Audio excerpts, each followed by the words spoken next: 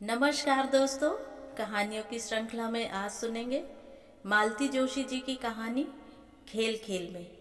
लेकिन उससे पहले मेरा आपसे विनम्र अनुरोध है कि अगर आपको मेरी कहानियाँ अच्छी लगती हैं तो मेरे चैनल को सब्सक्राइब ज़रूर करें, लाइक करें और अपने दोस्तों और परिचितों में शेयर भी करें। बेल आइकन दबाना बिल्कुल भी ना भूलें। आज सुनिए खेल खेल में। मम्मी, बबलू पिनकता हुआ कोई तीसरी बार भीतर आया होगा। क्या है रे? मैंने बेजारी से पूछा। दोपहर को सारे काम निपटाकर 5 मिनट शांति से लेटना चाहती हूँ, पर बच्चों के मारे वह भी नहीं हो पाता। पता नहीं इन लोगों के स्कूल कब खुलेंगे। मेरा बस चले तो गर्मियों की छुट्टियाँ ही बंद करवा दूँ। लू लपट के डर से दिन भर घर में छेंक कर रखना पड़ता है।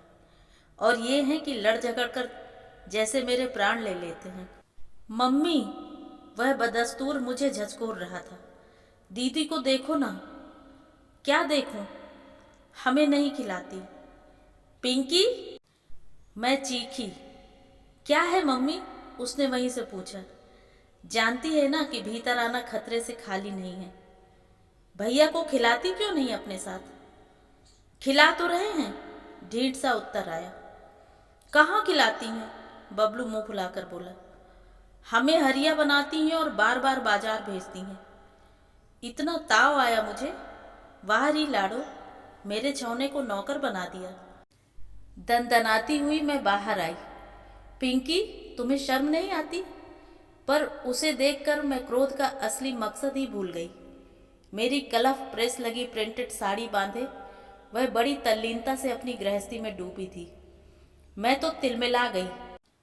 सत्यानाश करके रख दी ना साड़ी। मरा धोबी 1-1 रुपया ले लेता है आजकल। तुम्हें वह लाल वाली साड़ी दी थी ना मैंने, फिर अलमारी क्यों छुई?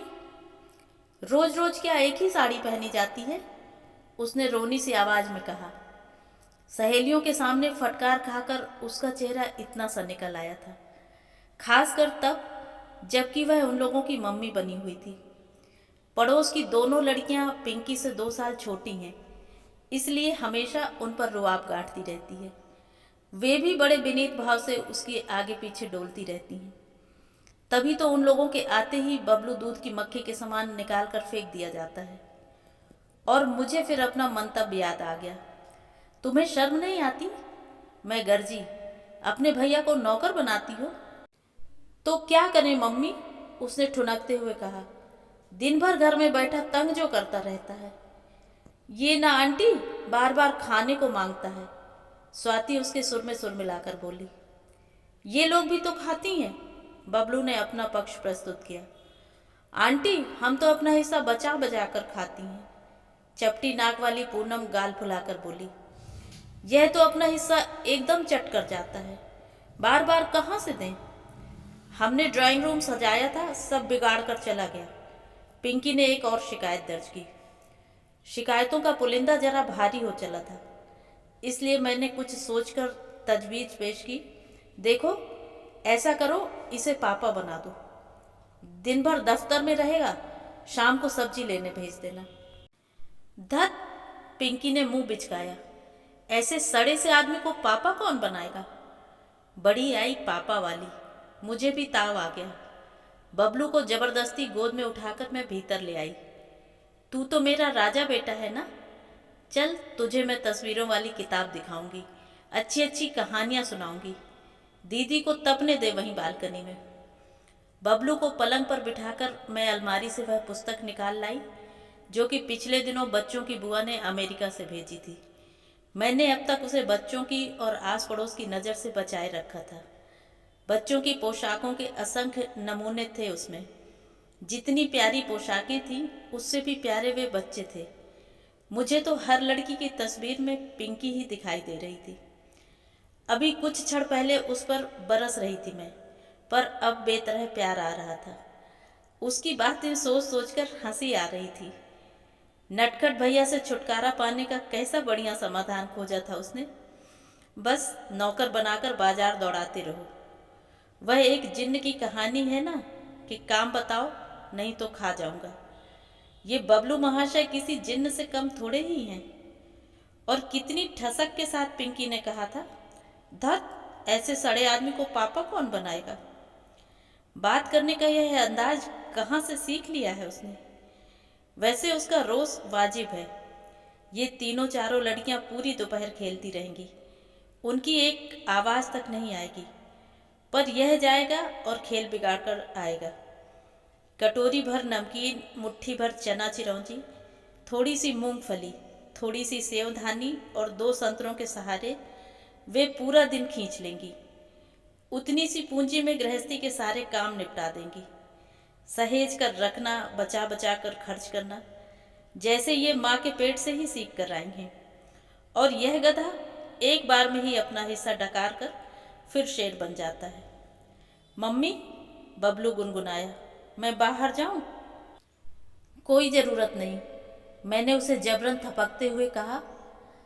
चल आ, तुझे कहानी सुनाऊं। कौन सी सुनेगा? चोर सिपाही वाली। दोनों बच्चों की रुचियों में इतना फर्क है, पिंकी राजा रानी की, परियों की कहानियां सुनते नहीं अघाएगी। उसके लिए कहानी का चुनाव बहुत सोच समझ कर करना पड़ता है। कोई भी करुण प्रसंग छेड़ा नहीं कि उसके टप टप आंसू गिरने लगते हैं। कई बार तो उसके लिए मैंने कहानियों के अंत बदल डाले हैं। उसके लिए हर कहानी का सुखांत होना बहुत ज़रूरी है। बबलू को चाहिए राजकुमार की, डाकू की, शेर की साहस भरी कहानियाँ। ये मारधाड़ वाली कहानियाँ सुनते उसकी अपनी भी मुट्ठियाँ तन जाती हैं, नथुने फड़कने लगते हैं। कई बार जोश में आकर वह पास रखी चीज को किक मारकर उछाल देता है।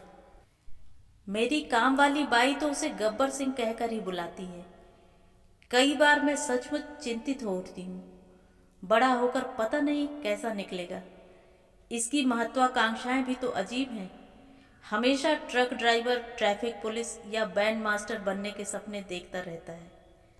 इसके पापा मुझे जब तक चिढ़ाते रहते हैं, ये तुम्हारा लाडला बेटा बड़ा समझदार है, ज़्यादा खर्च नहीं करवाएगा, जल्दी ही अपनी रोजी रोटी कमाने लगेगा। ज़्यादा ऊंचे मत उड़िए, कोई बचत होने वाली नहीं है, मैं उनका मुंह चिढ़ाकर कहती हूँ। वह आपकी नकचढ़ी जिंदगी भर की कमाई समेट कर ले जाएगी, देख लेना। मैं जग्गा डाकू की लोमहर्षक कहानी सुना रही थी, पर जब बड़ी देर तक अपेक्षित प्रतिक्रिया नहीं हुई तो मैंने देखा, बाएं घुटने की कमान पर दायां पैर टिकाए बबलू जी बिल्कुल पापा के अंदाज में लेटे सामने टकटकी लगाए हैं। उनकी दृष्टि का अनुसरण कर मैंने देखा, कल ही कैलेंडर का पन्ना बदल गया था और नए पेज पर एक षोडशी आलीशान कार से टिकी खड़ी थी। बबलू जी एकटक उसे देख रहे थे और फिर एकदम उसने कहा, मम्मी, अपन यह कार लेंगे। अब कार वार सब तुम ही लेना बेटे, मैंने दर्शन बघारा। हम तो इस जन्म में लेने से रहे। मेरी कार में तुम बैठोगी ना? जरूर। अपने राजा भैया की गाड़ी में नहीं बैठूंगी क्या? पापा भी बैठेंगे। पापा का ठीक है, उसने कुछ सोच कर कहा, पर मैं दीदी को नहीं बिठाऊंगा। अरे पगले, दीदी क्या तब तक यहीं बैठी रहेगी? वह तो ससुराल चली जाएगी, अपनी कार में घूमेगी। ससुराल क्यों जाएगी? उसकी शादी नहीं होगी क्या? शादी के बाद सभी लड़कियां ससुराल चली जाती हैं। बुआ जी गई कि नहीं? बबलू कुछ क्षण इस संभावना पर विचार करता रहा। कार लेने का उसका उत्साह थोड़ा ठंडा पड़ गया था, क्योंकि असली मकसद तो दीदी को अपमानित करने का था। कुछ देर तक चुप रहने के बाद वह बोला, मम्मी, मेरी भी शादी होगी। क्यों नहीं होगी? जरूर होगी। अपने राजा भैया की शादी में ऐसी धूमधाम से करूंगी कि लोग देखते रह जाएंगे। ऐसी सुंदर चांद सी बहू लाऊंगी कि बिल्कुल तुम्हारे जैसी ना मम्मी। ओ माँ, मैं तो निहाल हो गई। उसकी आंखों में छलकते स्नेह सागर को देखकर मैं तो जैसे लुट गई। मैंने उसे अपने से भींच लिया और बेतहाशा चूमने लगी। बीरबल के एक किस्से में पढ़ा था कि हर माँ की नज़रों में उसका अपना बेटा चांद का टुकड़ा होता है, पर क्या बच्चे के लिए भी दुनिया की सबसे सुंदर स्त्री उसकी माँ होती है? मेरे इस आकस्मिक भावावेग में बबलू कुछ देर तक खुशी से भीगता रहा, पर जल्दी ही ऊब गया। कसमसाकर बोला, मम्मी मैं दीदी के पास जाऊं? तू भी बस, मैंने गुस्से से उसे ढकेलते हुए कहा। धुतकारा जाएगा, फिर भी वहीं की रट लगाएगा। फिर उसे पुचकारते हुए कहा, आ तुझे चिज्जी दूंगी, एक पूरा का पूरा आम दूंगी, दीदी से मत बताना। हाँ। वादे के मुताबिक मैंने सचमुच उसे एक साबुत आम दिया, 5-7 टॉफियां दी, कटोरी भर खट्टा मीठा चिवड़ा दिया और बार बार उसे जताया भी कि ये सारी चीजें मैं दीदी से छिपा कर दे रही हूँ। वह निर्लिप्त भाव से सब कुछ ग्रहण करता रहा। फिर उसने अपना सारा खजाना एक प्लास्टिक की थैली में उलट दिया। ड्रेसिंग टेबल से एक रबर बैंड उठाकर उसे जतन से बंद करते हुए बोला, मम्मी हमारी काली पैंट देना तो। इतनी गर्मी में पैंट पहनेगा? मैंने हैंगर उतारते हुए कहा। उसने जवाब नहीं दिया, चुपचाप पतलून पहनकर बड़ी स्टाइल से शर्ट इन किया, फिर घंटे भर बैठकर जूते पहनता रहा। प्लास्टिक की एक संदूकची मैंने इन लोगों को दे रखी है, उसमें दुनिया भर का कबाड़ भरा रहता है। माचिस की खाली डिबिया, चूड़ियों के टुकड़े, सीपियाँ, रंगीन पत्थर, कंचे और ना जाने क्या क्या। अपनी धूप वाली कैप पहनकर बबलू ने वही संदूकची उठा ली और बाहर की ओर चल पड़ा। एक हाथ में नाश्ते की थैली भी थी। इस बार मैं कोई रिस्क नहीं लेना चाहती थी, इसीलिए उसके पीछे पीछे दरवाजे तक चली गई। दीदी, उसने सहमी सी आवाज में पुकारा। इधर नहीं आना, कहे देते हैं। हाँ, दीदी ने वार्निंग दी। हम हैं ना, बबलू ने साहस बटोरा। हम जयपुर वाले ताऊ जी हैं, तुम्हारे यहाँ मेहमान आए हैं। इस घोषणा के बाद वातावरण थोड़ा बदला। दीदी के तेवर थोड़े ढीले पड़े। महिला मंडल में कुछ खुसुर फुसुर हुई, सलाह मशविरा हुआ। लाख कुछ हो, ताऊ जी का अपमान तो किया नहीं जा सकता। बबलू भी इस बात को जानता है।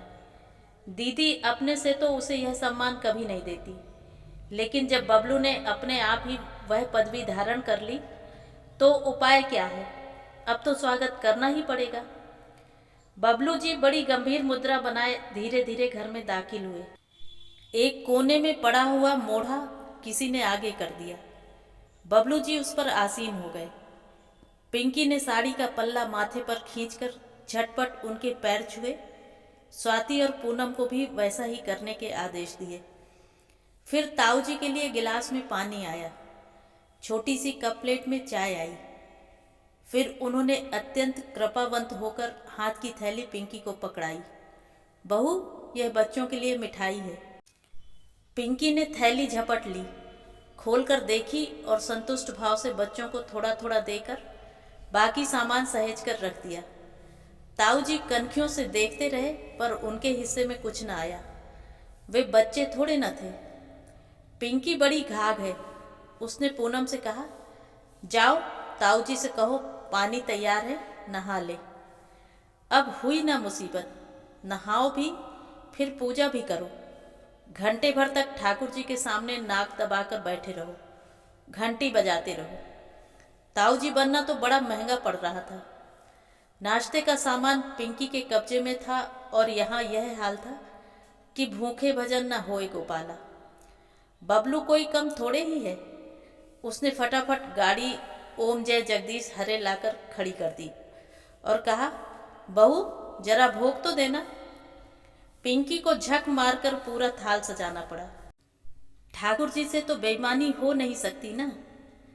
ताऊ जी ने प्रसाद का थाल देखा और खुश हो गए। थोड़ा सा बच्चों को पकड़ाया और बाकी स्वयं उदरस्त कर गए। फिर परम तृप्त भाव से बोले, बहू झोला देना जरा, सब्जी ले आऊं। पिंकी खुश कि थोड़ी देर को तो बला टली। सिर का पल्ला था कि बार बार खिसका जा रहा था।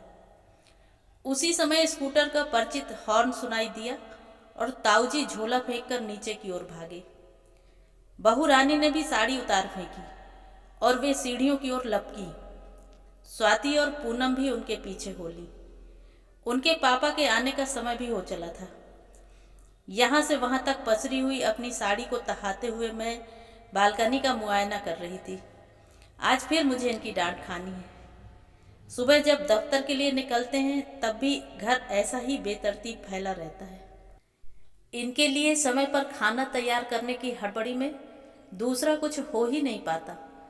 सब कामों से फुर्सत होकर दोपहर में सब वैसे का वैसा हो जाता है। ये जब घर में दाखिल हुए तब मैं कमर में पल्ला खोसे पिंकी की बिखरी गृहस्थी समेट रही थी और वह बड़े मजे में पापा की बाहों में झूलती हुई शाम की सैर की फरमाइश कर रही थी। पापा के कंधे पर चढ़ा बबलू उसके समर्थन में तालियां बजा रहा था। तो ये थी कहानी। कहानी आपको कैसी लगी कमेंट करके ज़रूर बताएं।